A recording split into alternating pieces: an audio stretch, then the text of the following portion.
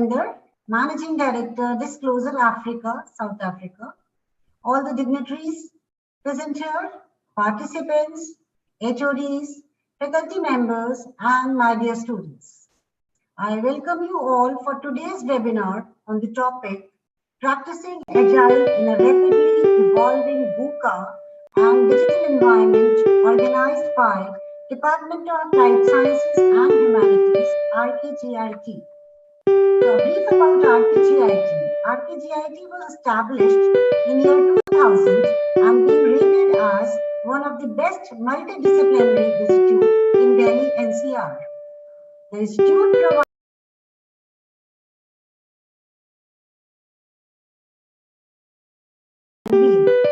in BTech we have CSE, Mechanical Engineering, Civil, IT, Electrical and Electronics Engineering branches. From this year, we have introduced 3 upcoming branches of computer science, namely Internet of Things, Artificial Intelligence and Machine Learning, and Data Science. I want to express my heartfelt gratitude to Madam Rita Govender for accepting our invitation as a speaker. Thank you so much, ma'am. Once again, I welcome everybody present here for this webinar. I'm sure everyone present here will have some takeaways from this session. Thank you all for joining us. Thank you so much, and over to you, Ritu. Thank you. Thank you, ma'am. It's our privilege that amongst us today, we have Dr. Rita Govender, Managing Director, Disclosure Africa, South Africa. Now, I invite Dr. Anupam Sharma, coordinator of today's webinar, to introduce Speaker of the Day. Thank you, Dr. Ritu. I think I'm audible. Yes, ma'am, you are very audible. Once again, thank you so much, Dr. Ritu, for giving me this opportunity to introduce our speaker of the day, who is going to talk to us about practicing Agile in a rapidly evolving VUCA and digital environment. Ladies and gentlemen, our honorable and dynamic speaker, Ms. Rita Govender, is an Agile leadership facilitator, a licensed Enneagram practitioner, and transformational coach.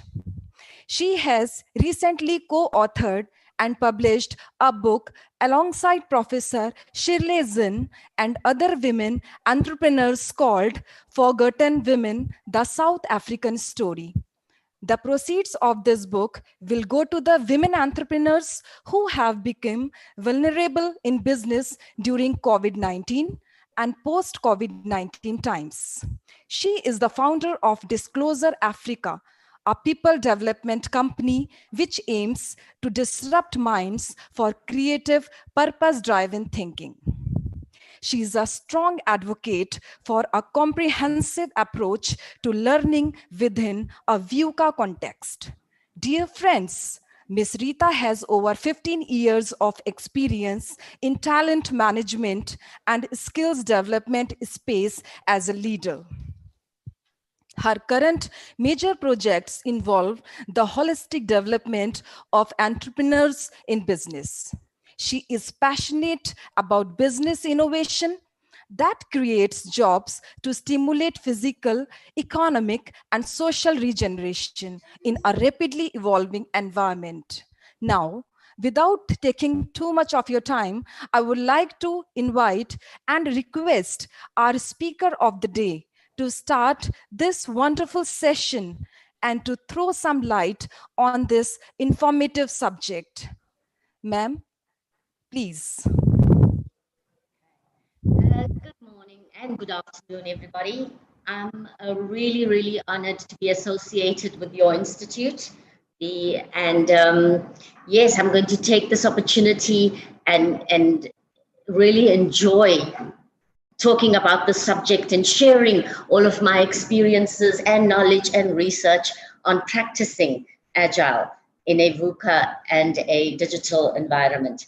So yes, welcome to all the professors and doctors. I'm really honored that you chose me and that my topic, I hope that my topic will be relevant and useful to everybody who's, in the audience today. So without further ado, I am going to start. Can you all hear me clearly? Yes, ma'am. Yes, ma'am. Yes, ma'am. We can. All right, good. So I think we cannot talk about a subject unless we understand where it evolved from.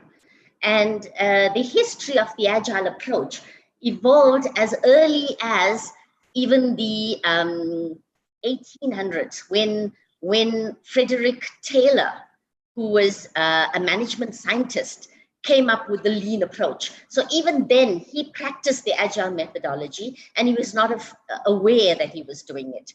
Then in the 1970s, in the pre-Agile approach world, we had a Winston W. Rice in 1970, who formalized the pre-Agile approach. It was called the waterfall approach. So here, this approach got its merit and got recognition from the management science industry because they were able to build an aircraft or spacecraft within a 6-year period using the waterfall approach. The waterfall approach is a project management approach, but it actually has a sequence. Now, a sequence of events where you cannot miss, you cannot pass. It has work breakdowns. Everybody knows what they're doing, and it's got to take its time, right? The difficulty with this and where it got a lot of criticism, that it was inflexible because you couldn't miss the steps, right? That's why it was so time bound, and it was heavily dependent on paperwork. So the customers had to wait until the whole approach was done and until the project was complete. But nevertheless, they still developed an aircraft, or they still made an aircraft which managed to go to space and managed to take man to space and bring them back safely. So then in the 1990s, we had another approach to Agile, which was called Scrum. It was done in the software development stage. It was in a software development. But people in the research industry now that research the Agile approach kind of criticize Scrum because it's not really an Agile approach. It has a Scrum master. It has a hierarchy. And the Agile approach does not have an hierarchy. So then there was Scrum. And then at present, right now, then we have Agile transformed companies. So we're using the Agile approach in the true sense now. Okay, it favors a lot of engagement and collaboration. It relies on a lot of teamwork and recognition. When the projects are successful, recognition is given to the team rather than people or managers. So it's a lot of self-organized teams. It's got to do with a lot of self-organized teams. It's fluid. You can, you have a linear approach where everything is done in a process, and then you have a spiral approach when you can miss steps and still get the work done. That's what Agile is all about. It's spiral thinking, right? And with Agile, it favored the customer. It didn't get the customer to wait a long period. It was adapting to the customer needs as the project went along. So Agile allows for the customer to shape and adapt the product before it's even finalized. Okay. Sorry, I think I should share my screen. Am I allowed? Can I share my screen? It's not being shared at the moment. Can you see it? Yes, ma'am. Yes, ma'am. Yes, ma'am. Wonderful. Sorry. Okay. So the present, the Agile approach, yes, I told you what it was in the present. In the future, companies that want to transform into an Agile way of working, they will adopt Agile coaches, right? They have a whole infrastructure to favor Agile. And I will go into it just now. So Agile is not a noun, it's a mindset. And I'll unpack that. So firstly, let's decide on what Agile is not. Okay, it's not a noun. It doesn't have a fixed template. Actually, it's quite intangible. It's an approach or a mindset based on reiterative and incremental improvements. Okay, that's why we say that the customer is taken into account all along the way. because the improvements are done in sprints. That's what they call it in an agile approach. Okay? So I'm moving on. Okay. A typical system that favors agile transformation, it's your people. The first thing is your people. There are different elements that I'm going to take you through, but the first thing is the people. So when I say that I'm passionate about holistic development, when we get people into our organization, we align them to our culture. We align them to the agile approach. Agile approach becomes an organization culture. If anybody has the good fortune of listening to Simon Sinek, The Golden Circle, here he says, when you get people into your organization, you get them to believe in your purpose, to believe in your dream. You don't recruit them for what they're going to do. You recruit them for why they're coming into your organization. When they come into your organization with the purpose, then they enjoy what they're doing, they believe in what they're doing, and they stay. So that's the people aspect, okay? Then you got to have a curious mindset. A curious mindset so that you can innovate. Only a curious mindset can innovate. If you're not curious and you're not, if you're not trying, if you're not seeing possibilities, then you're not going to be innovative. Okay? It requires that characteristic.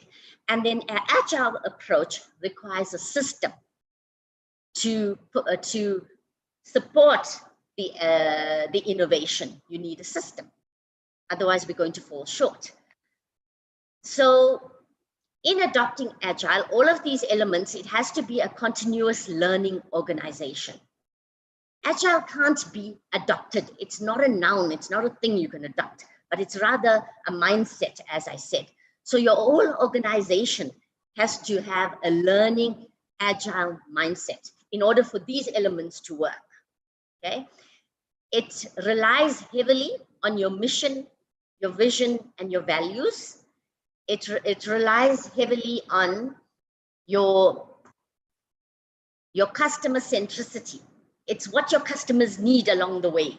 So you've got to keep that in mind when you project managing or working on projects. Then you have to adapt to change. Remember, I spoke about spiral thinking and I spoke about linear thinking. Okay?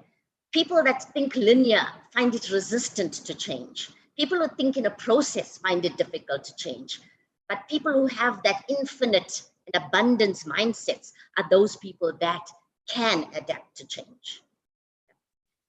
So I'm moving on. At this point, when I built, I started off 2 training companies. So one of them was the disclosure that I'd left the corporate world and started in 2019. I had a set of values for that, and it is very much along how I see the world in 5 years' time. So for those entrepreneurs that are in this talk, whenever you're running your business, think about 5 years later, right? That's one of my icons, Jack Ma of Alibaba. You'll see I refer to him a lot. When he's one of the 10 principles of being an entrepreneur is to think 5 years ahead.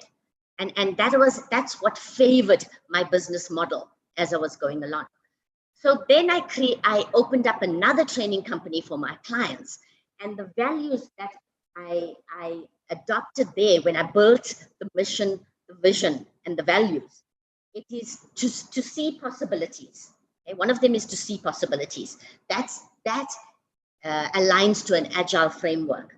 Connect to collaborate. So engagement and collaboration is another factor that supports the agile framework. Stay relevant. It's also one of the values that I hold close to my heart. Perform with a purpose. Bring people into your organization who are linked to your purpose. And think agile methodologies.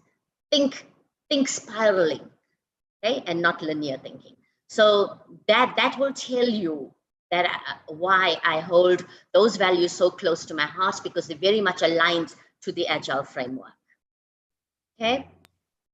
So then I did a bit of research on what our workforce is going to look like in 2030. And I looked at this slide, which belongs to the McKinsey research, okay? And they said that the mindset shift will very much involve a culture of lifelong learning. Remember when I said a learning environment? And it will provide training opportunities for employees. I'll talk about training in an agile organization just now. So your organizational setup will be an agile corporate structure. It's more a flat structure. Agile does not favor bureaucracy. It does not favor long-term or long decision-making processes. It's very quick. Okay? It favors teams, it favors self-organization, organized teams, and it favors accountability. Our new collar jobs, according to McKinsey, says that the activities will be reallocated between workers and different skills, right? We will right skill people. When I hear of companies that retrench due to technology, I really, really feel sadly for that company, because we are fighting an unemployment crisis in South Africa. And I'm sure lots of countries, low-income countries throughout the world are fighting an economic crisis. And for me, it's kind of sad that organizations don't look at right skilling people. We're a bit lazy. We're thinking, yes, let's adopt this technology and we don't need hundreds of people. And then it's very prevalent in our banking industry. But we never thought of creating alliances, leveraging with the government in order to right skill people. And that's an agile thinking approach when we think growing economy. Okay? So retraining is important, redeploying, using people for their strengths, okay? Knowing our people. Okay? The traditional prior agile frameworks was looking at just getting the skill and doing the work. It was very vocational. Our new way of thinking, the way McKinsey researchers showed it in 2000 and by 2030, will be using people for their strengths and not just for a vocation.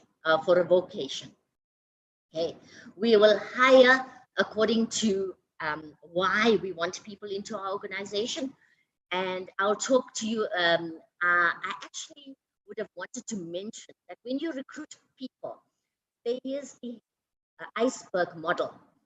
What you can see and what you cannot see. It's what you cannot see that favors the agile methodology.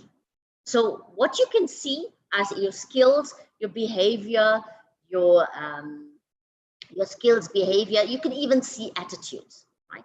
What you cannot see is triggers, blind spots, what drives people, and what ticks people.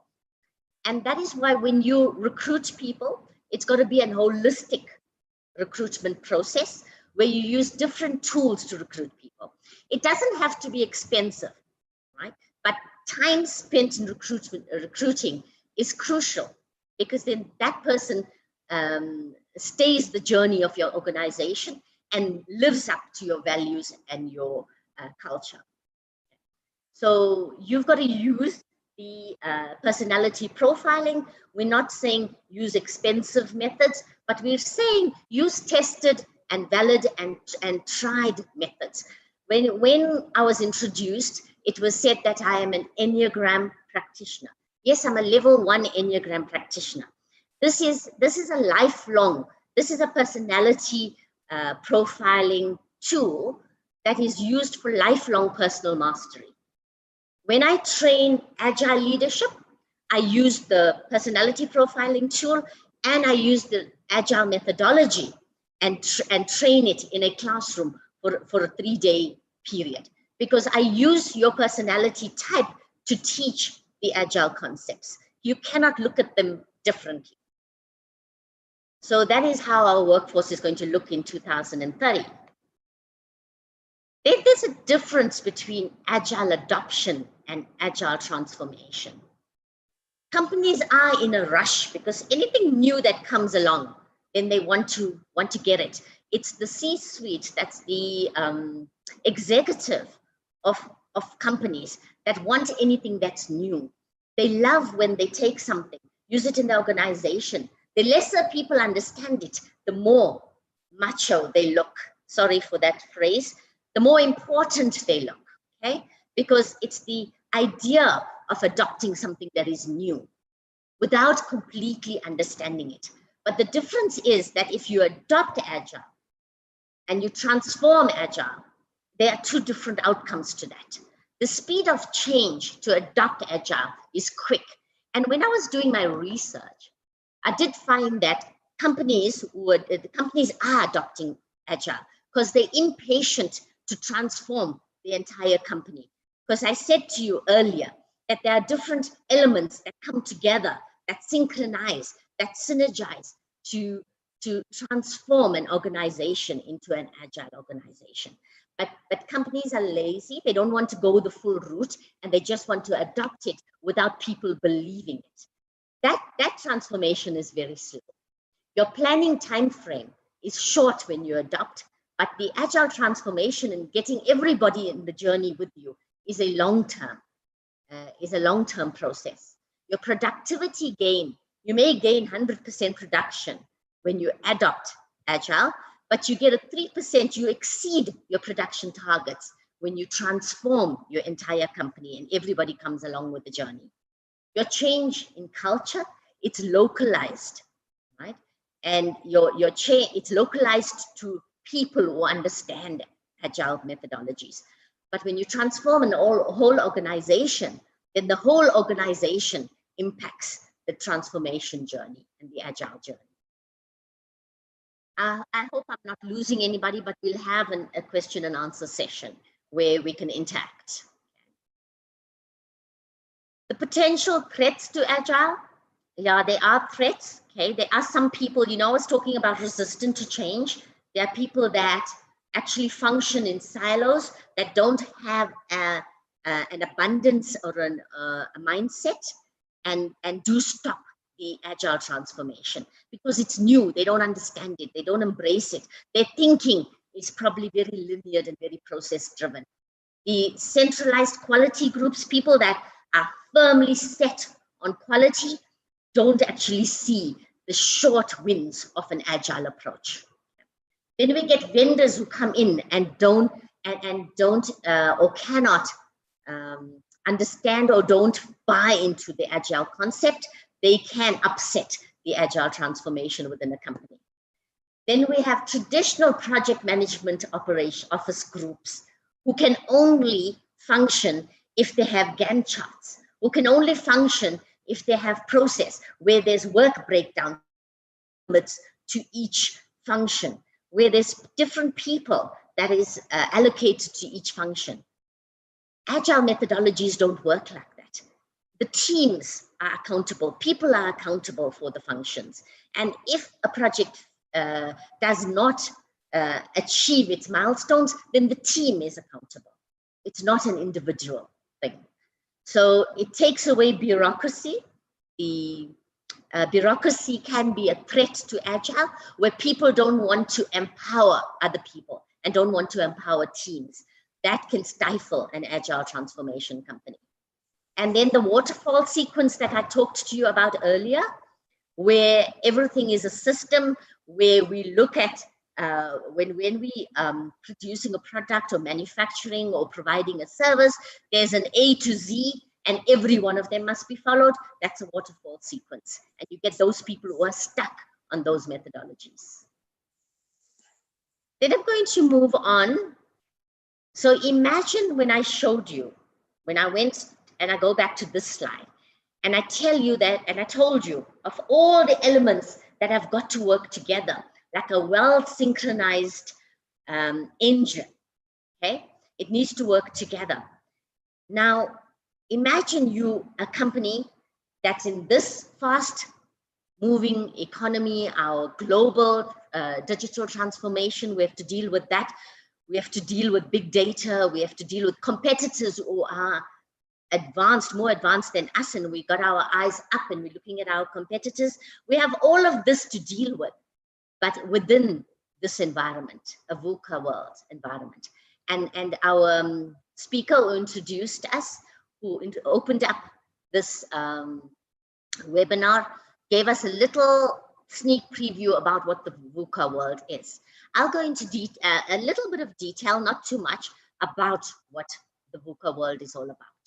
Okay, so imagine we have to adopt, or we have to transform our organization, synchronize all of those elements together in a VUCA world. Okay, so what is VUCA? Okay. VUCA means V for volatile. Volatile means aggressive, things that are done in speed, it's digital, it's threatening, it's a sudden change, and it's quite unexpected. It's U for uncertain. So uncertain is doubtful, vague, unsure, unsettled, undecided. Okay, so in this environment, we have to make decisions, but stick to our decisions and then deal with the consequences. Because if you're constantly uncertain, you're never going to be able to make a decision. C for complex. Okay.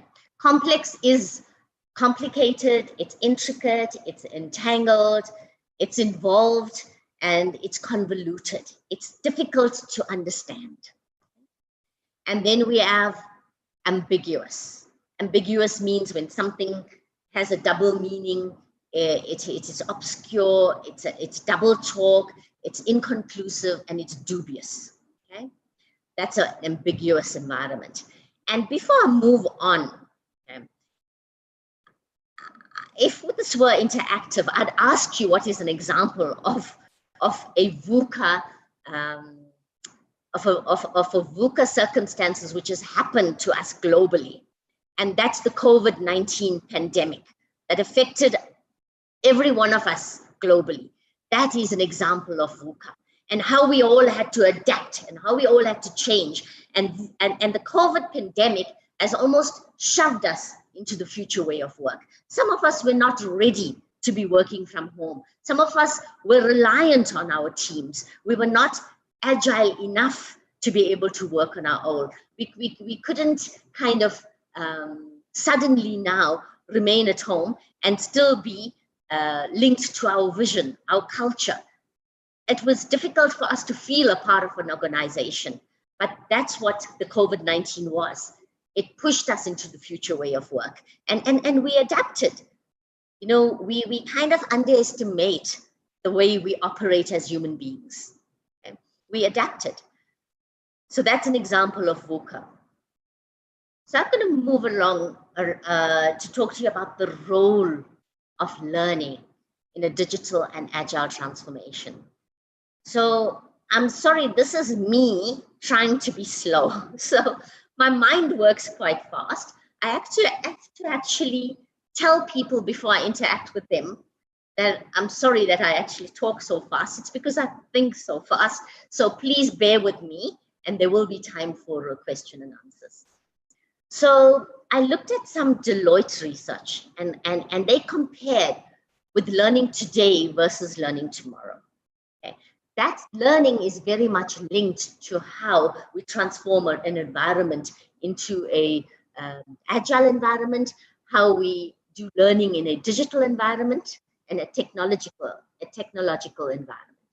Okay. So learning today, right, is where the company has got a push strategy to learning, where we have a learning and development department. They control learning. They have a list of programs, right, which is sanctioned for different job types or job, we call this, for different types of job. Let me say it like that. So you'll have different learning programs for it. And your learning programs is aligned to the gaps in your performance appraisal. The lectures are, it's a lecture-based model. It's a skills-based model. It's based on the 70-30-20 principle, where 70% is on experiences, 30% of your learning is based on peer-to-peer learning, on social learning, and 20% is in the classroom. So that's an traditional way of learning, and that's what people, some of our industries are still doing that. Okay, So learning professionals are generalists. So you say a trainer is a trainer. Okay, a trainer can learn anything before he or she imparts that knowledge to the delegates. It's not true. Learning tomorrow is different. Okay, we're learning tomorrow. Learning is a pull strategy. Okay, learning is when people, it's more with this generation Z, where they believe that the learning curve is the earning curve. So it's a pull strategy. So I have a list of programs, digital programs, that is on my portal, okay, on the intranet or wherever my company puts it. I demand what I need. Okay, when I demand the learning, it is based on my strengths and weaknesses, on my personality, my strengths and areas of development, based on my personality profiling, based on my key development areas, based on what my job is going to need in the future. So what will I need that will make me stay relevant?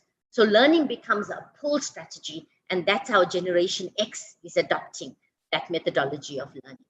Okay, learning is done in frameworks, like for example, our Agile framework, a digital framework, Internet of Things. We do learning based on that, okay, based on frameworks.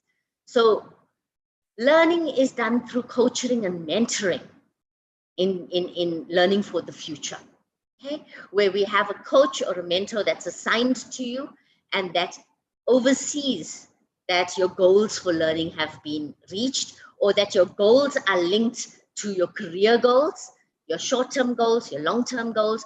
That's how training in the future or now is meant to happen. Okay? Training is experiential. It's whatever I do, I must practice. Remember I said Agile framework is small sprints of achievement. Okay? So too is learning done in small, you call them nuggets, learning nuggets. Okay? Learning is done like that. Then learning is done by professionals, experienced people, specialists in that area of expertise. And I hope that kind of gives you an overview of what learning is in a digital and an agile. You know, I could spend 2 days. How long is a piece of string if I want to talk about learning in an agile and digital environment? But this is just a short, high-level framework for you to understand what learning in the future, pre-agile times were, and post-agile time, where learning is going to take us. This is very interesting for me. When I spoke to you just now,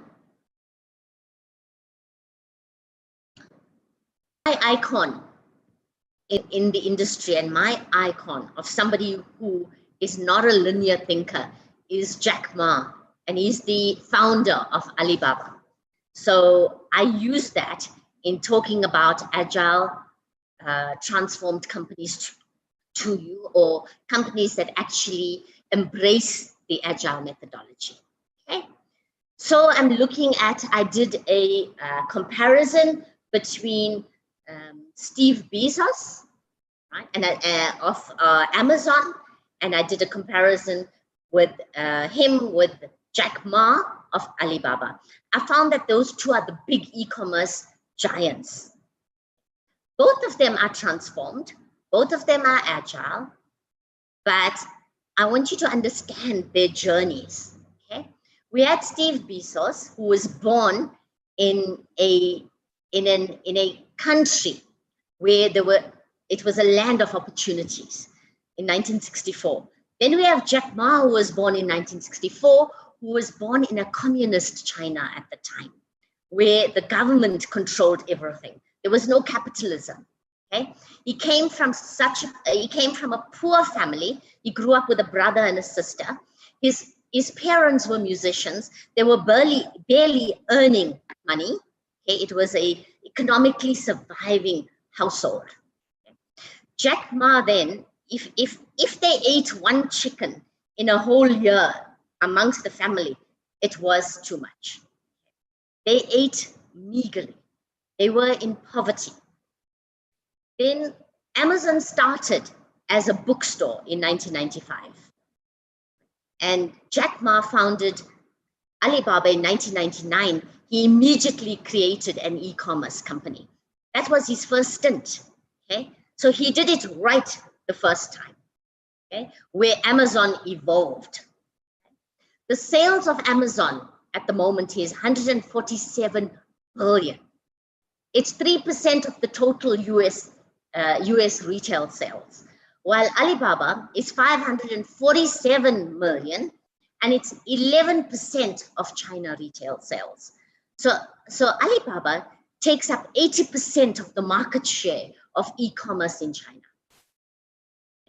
But look at the background of these two people and how they were thinking. Okay,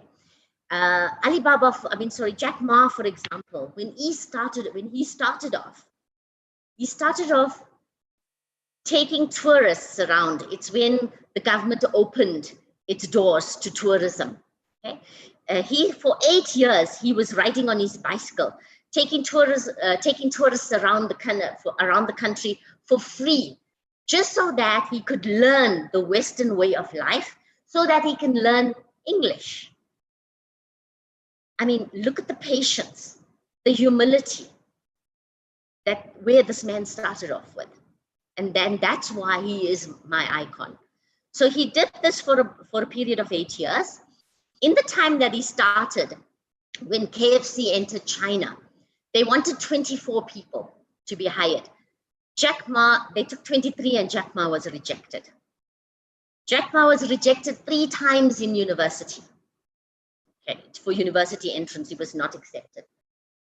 For every job that he applied for, he was rejected 30 times. Eventually, he did get a degree in English. Okay? And he taught English for $12 a month. And that's his starting. But if you think about the way he taught, he's now in parallel to Steve Bezos. Now that's a spiraling agile thinker. Okay? And that's why I make this distinction between the two people. So the business model, Amazon has employees, 566,000 employees, while Alibaba has 66,471 employees. Now for me, that tells a big story. Their business models are different. And look at the overhead expenses that Alibaba would have to manage 66,000 employees, and the infrastructure and the overheads that Amazon would have to manage 566,000 employees. It's all because of the innovation and the business model. Now, Amazon owns warehouses and owns all the goods that it sells, okay, on the digital platform, on an e-commerce platform, whilst Alibaba links the businesses and the consumers. It is so amazing. It's like Facebook. Facebook doesn't own any content, but it's one of the biggest digital platforms there is. Uber doesn't own any cars, but they are the biggest transport providers, one of the biggest transport providers in the world. Then we have an Airbnb concept. Doesn't own a single hotel, but their digital platform links consumers who want accommodation and links hotels and private Airbnb suppliers. Okay? It links them to create the service it provides. So this is the thinking, the digital thinking is what makes people successful. It's that agile way of thinking. So I'm coming back to comparing Amazon and Alibaba. So Amazon has 310 million active users, while Alibaba has 493 million active users. So you can see now, colleagues, why I had taken these two concepts, these two companies, why I had compared them. And also the other important thing is how the company started. So Amazon started as a bookstore. It's a traditional startup. Okay? Alibaba started off with 17 friends that believed in his concept. Okay? So if people believe in your dream, they will make it work. They come into your organization with a purpose. And remember that Simon Sinek, if you get an opportunity and if you haven't gone into it, go into Simon Sinek, The Golden Circle, because those 17 people believed in why he was doing something, believed in his dream, and that is why he had made it a success. So I just enjoy him. I listen to all his videos, Jack Ma, and I learn from him. Every day I pick up something new. So guys, I'm moving on. And yeah, before I actually end up, I don't know for how long I was talking. It's 12 o'clock right now. And before I go on, I would like to tell you a little bit about the current projects. It's not part of my formal presentation, but I want to share with you my life journey on actually starting my company in 2019. I left a company because they believed in numbers and didn't believe in true learning. It was a contact center company and it believed in numbers. People were looked at as commodities. And it was almost like a sausage factory where agents came in, agents went out, agents came in and agents went out. It was almost like they were robotic. And I had to be a training manager to manage 1,500 of these agents nationally. And what drove me to open my own business is the values. Okay? These people, when they came into training, they were so used to actually following scripts. They were so used to the fixed way, the waterfall methodology, where everything was a sequence, okay, that they couldn't think. They couldn't serve our customer using initiative, using spiraling thinking. And as a result, our net promoter scores were quite low. But we weren't reaching the person. We weren't doing holistic training. All the agents were ever trained on when we took them out of the telephones, because taking your agents out of a telephone in a contact center is losing money. Okay, it's losing service level. So when we took them out, it was only to throw at them. It was the kind of product training, process training. That's all we did with them, and we didn't develop the person. As a result, we were 50% turnover. We had in 3 months, we were losing half our people. So it was expensive to keep on training people. So it was this kind of work dynamics that forced me to actually open my own business. And I did, and I engineered my business around everything that the corporates were not doing. I did everything that was not happening. And at the moment, so it took me 6 months to get my accreditations on the Enneagram, on the people development tool. It took me time I'm a licensed management 3.0 agile leadership facilitator. I pay royalties, an annual fee. Every time I run the program, I have to pay licensing to them, because I had to think smartly. Instead of me creating something that the industry did not recognize, or will not recognize, or will take long to recognize, because I didn't have the time. I am 53 years old. I don't have the time to create a brand. So what I did is I bought licensing. That was a quicker and easier way to penetrate the market. And I had to think agile to be able to do this. So when I bought into the agile leadership methodology, and I pay a licensing fees, there's research behind that. So when I train it, I'm constantly being given updated material. There's research that goes behind it, and that's what my licensing fee pays. Okay? So you took these two, and I built a program that I deliver, which is aligned to the future way of work and to the agile way of thinking. So then I'm involved with 2 clients, with 2 major projects, and I just want to share with you how I use Agile in the way I service my clients, okay? To make it as practical as possible for you to understand it. So the first one, I'm involved in developing material. And if you know the CETAs, if some of you are from here in our audience that are from South Africa, we have accreditations with the CETA that haven't been changed in the last 15 years. So when I am now for my client, building material for new venture creation for entrepreneurs, I have taken secured the services of somebody who can do the traditional building of the unit standards, which the CETA requires and which we need to be compliant on. And then I added on the future way of work, Agile, the social media marketing, all of the new concepts I added on to the material. So when we come out of, or when we apply for accreditation, we're going to get material that handles globalization, that handles digital transformation, that is user-friendly for an agile transformation. Okay. So that's one of my projects. My other projects is one of my clients has acquired the Jobs Fund projects, right? Where the target is to create 1,000 jobs within a 5-year period, tangible jobs, sustainable jobs. So I'm involved in that projects. There, I train entrepreneurs on how every facet of your organization should synchronize with each other. There should be a balance of the people, the systems, the processing.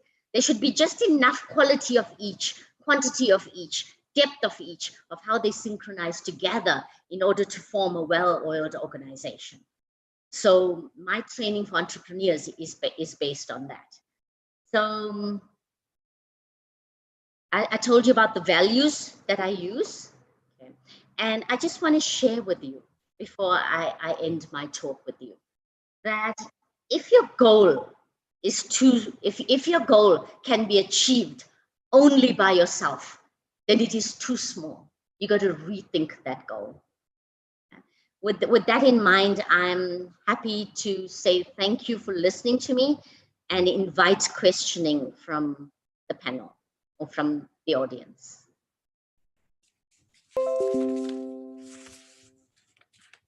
Thank you, ma'am, for such an enlightening presentation. Developing excellent communication skills is absolutely essential to effective leadership. As Albert Einstein quoted that the important thing is not to stop questioning. So I welcome all the participants to raise their queries, if any. Although we have some questions already, like one of the participants has asked, tomorrow learning is high-tech. May I know in brief? Sorry? The question is, tomorrow learning is high-tech. May I know in brief? In brief. Yes. So meaning how learning is high-tech. Okay. In my presentation, it's a bit vague for me. It's a big question, but I'll answer it the way I think my colleague wanted it answered. Yes, it does involve digital investment. But when you do digital investment and your learners go and say you have 1,000 learners in your organization and you have a digital platform of learning, the innovation of that is, you know how often what people are asking, right? What job types are asking for this learning? What job types are asking for that learning? It gives you enough data and knowledge to be able to predict what your learners are going to need in the future. And that is the advantage of having digital platforms for learning.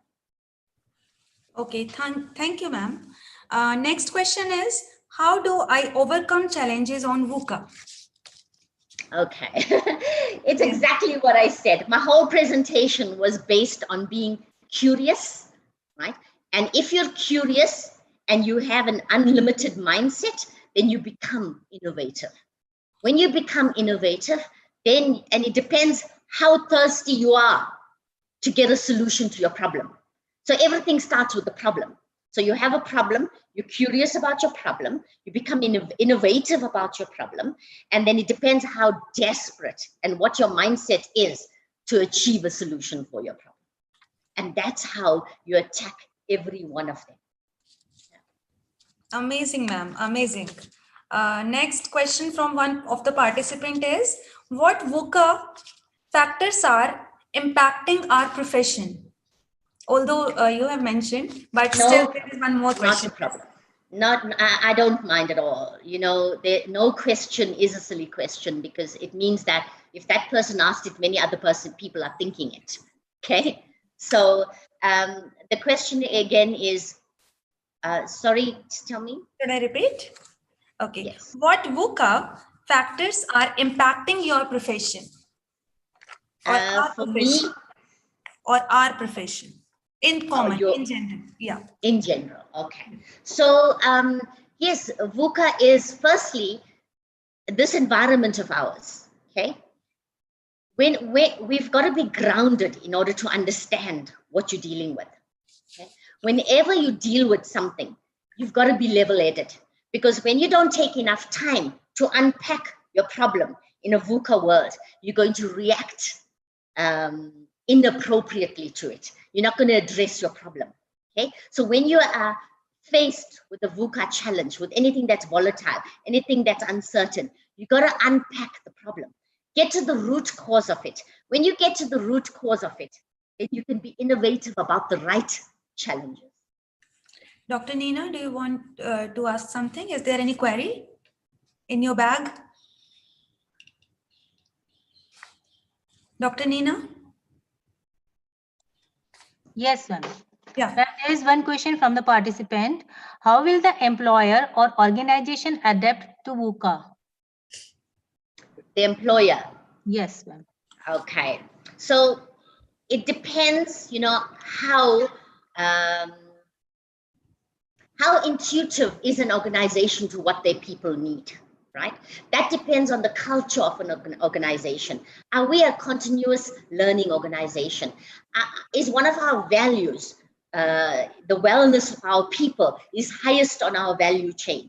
If the wellness of our people are highest on the value chain, then we preempt what's unsettling our employees.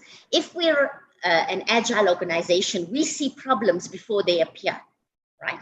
So when we do that, then we're supposed to make it easier for our employees to be able to adapt to the changes. Like COVID, people just froze. I'm sure companies just froze and said it happened to us. How many companies have actually managed to do a change management around COVID? But we just started to react. Okay, so when companies respond to what their people need, okay, they have to be intuitive about the wellness of their people and whether this falls into their values and culture. Okay, ma'am. Thank you, ma'am. There is one more question. Which component of VUCA represents unexpected or rapid change? Okay. Which context? Sorry. Component. Which component? Which component gives us the rapid change? Yes. Every one of them. Volatile, uncertain, complex, and ambiguous. All of them get things to change quickly. So when we have to respond to that, as I was saying earlier, you have to unpack what is it that's making the change. So it's something that I answered in a different way previously. Okay. Thank you, ma'am. Over to you, Rita, ma'am. Okay. Thank you, ma'am. It was very informative and amazing session. Now, I would like to invite Dr. Nina Sharma, convener of today's webinar, to propose a vote of thanks. Thank you, ma'am. Good afternoon, everyone. I express my sincere gratitude to the speaker of the day, Ms. Rita Govender, Managing Director, Disclosure Africa, South Africa, for accepting our invitation and enlightening us with brilliant talk on practicing Agile in a rapidly evolving VUCA and digital environment. It was very informative session. Thank you, ma'am. I would like to thank to our Honorable Chairman, Shri Dinesh Kumar Goyal, sir, Vice Chairman, Shri Akshat Goyal, Group Director, the R&D, Professor Lakshman Prasad, sir, Executive Director, Dr. D.K. Chauhan, sir, Director, Dr. D.R. Somshekhar, sir, Director Academics, Dr. Bikesh Kumar, sir, Dean Student Welfare, Shri H.G. Garg Sir, HODs and all faculty members for their support and encouragement in making this international webinar happen. I would like to thank Head of the Department, Dr. Poonam C. Kumar, for her continuous support. I express my gratitude to the most valued guest. You have been the backbone of this webinar with your participation. Thanks to the technical coordinators comprising Mr. Santosh Mishra and Mr. Praveen Kumar. Without their hard work, this webinar would not have been possible. I would like to express my heartfelt gratitude to the organizing team, Dr. Sanjay Singh, Dr. Vikas Katosh, Dr. Amish Sharma, Dr. Pawan Kumar, Mr. Hitesh, and all other members who contributed directly or indirectly in the success of this webinar. Thanks to the coordinators, Dr. Anupam Sharma and Dr. Ritu Sharma, who were continuously working for the success of this program. I also want to thank each and every member of the department who may not be directly involved but supported in all possible way. Thanks to all once again. Over to you, Rita ma'am. Thank you, ma'am. Feedback link has already been shared in chat box. I'm repeating, feedback link is already shared in chat box. If you are not able to open feedback form, then copy it and paste it in browse. Google Chrome, okay, then it will be open. Now we are ending the session. Please switch on video for a snapshot. Please switch on your video. All the participants, dignitaries, and coordinators, organizing team are requested to switch on the camera.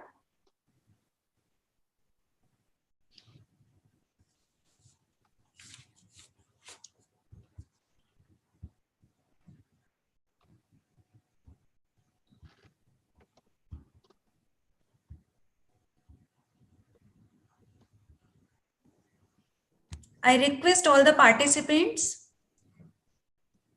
organizing team, to switch on the camera.